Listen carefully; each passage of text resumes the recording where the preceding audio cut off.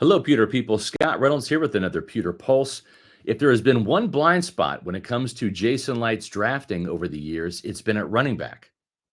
The Bucs general manager and his staff of scouts have drafted not only the best wide receiver in franchise history in Mike Evans, but they've also drafted the second best receiver of all time in Tampa Bay in Chris Godwin.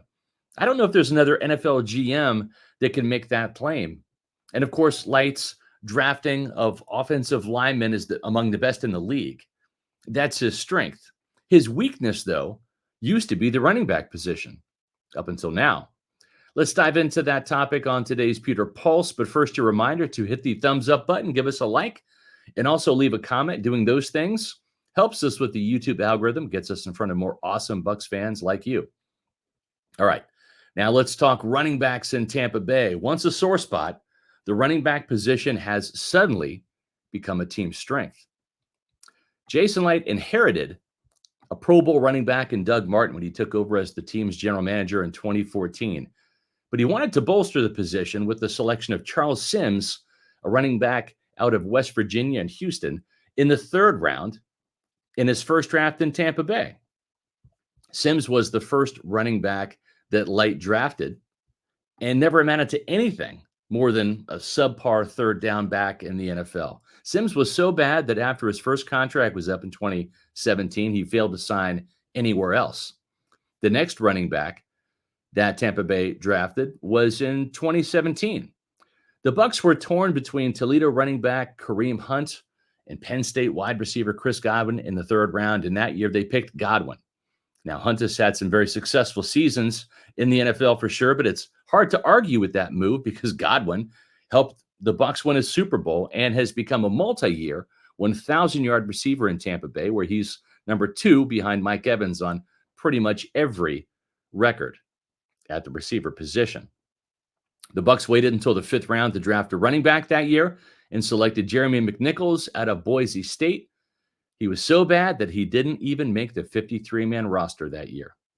Now, the next year, Licht spent a second-round pick on running back Ronald Jones, who looked like a bust early as a rookie, rushing for just 44 yards and 23 carries as a rookie, but had 724 yards and 6 touchdowns the next year and led the Bucs in rushing with 978 yards and 7 TDs in 2020, helping the Bucs get to and win the Super Bowl.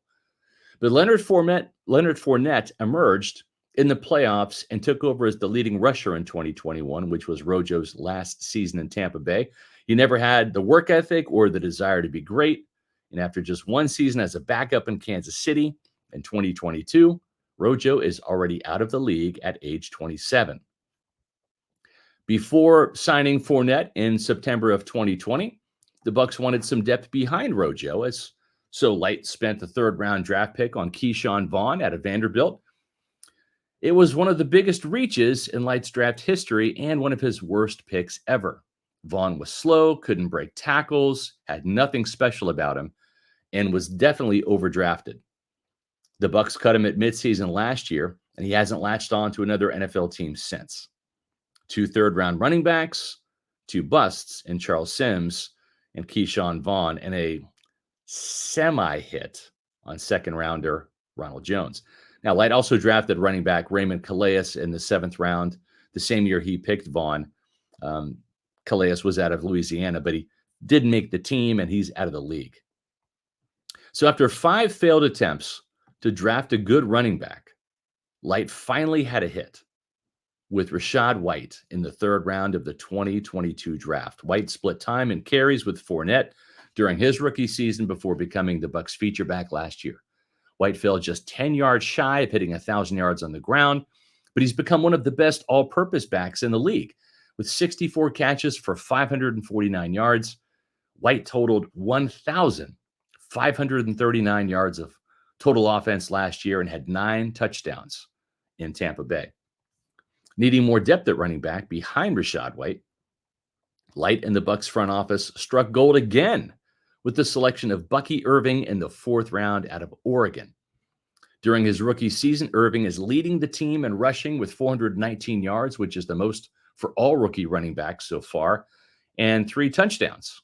And he's also doing it with an impressive 5-yard average. That's ahead of White, who has rushed for 275 yards and a touchdown, while averaging a career best 3.9 yards per carry. Now, White does have 31 receptions for 252 yards and 3 touchdowns, but Irving's also chipped in the receiving game with 23 catches for 174 yards. Not only is White one of the best receiving backs, but he's also one of the league's best pass protecting backs as well. Light's lucky run on running backs continues with the addition of Sean Tucker, an undrafted free agent in 2023. It took Tucker a year to adapt to life in the NFL and become at least an adequate pass protector, but he's burst onto the scene this year as a legitimate weapon, although seldom used due to the fact that Irving and White are also capable backs. After a promising preseason that was full of a couple big runs and catches, Tucker had a breakthrough in New Orleans in Week 6, rushing for 136 yards and catching 3 passes for 56 yards and scoring 2 TDs. That has been the Bucs' lone 100-yard rushing performance of the year by any back, and the 192 yards of total offense earned Tucker the NFC Offensive Player of the Week and helped the Bucs rush for 277 yards in a 51-27 win over the Saints. Did you know that the Bucs are just 366 yards away from matching last year's rushing total of 1,509 yards? And there's still 8 games left in the season. Tampa Bay is averaging 127 yards rushing per game and is on pace for 2,159 yards on the ground. If they hit that number, there'll be 650 yards more rushing yards than a year ago.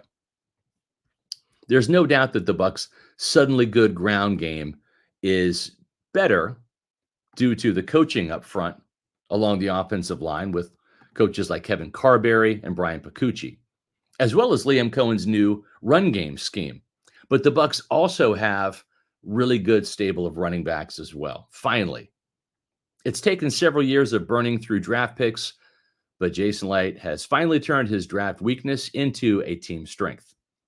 White will be in a contract year next season, but the Bucs will have Tucker for 1 more year on his current deal before he becomes a restricted free agent in 2026. Irving is under contract for the next 3 years after this season, so Tampa Bay's rushing attack should be sustained for years to come. After finally solving the problem at running back, Licht needs to focus on helping the outside pass rush.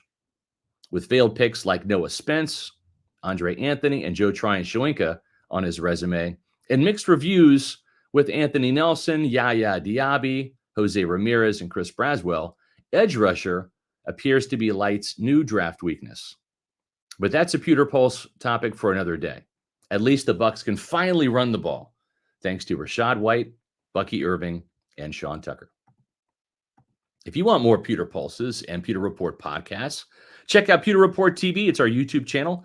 Click the subscribe button and join over 16,000 Bucs fans. You can also follow us on X, Facebook, and Instagram at Pewter Report, and visit pewterreport.com for breaking news, inside scoop, injury updates, signings, and game coverage. And I'll be back soon with a new Pewter Pulse.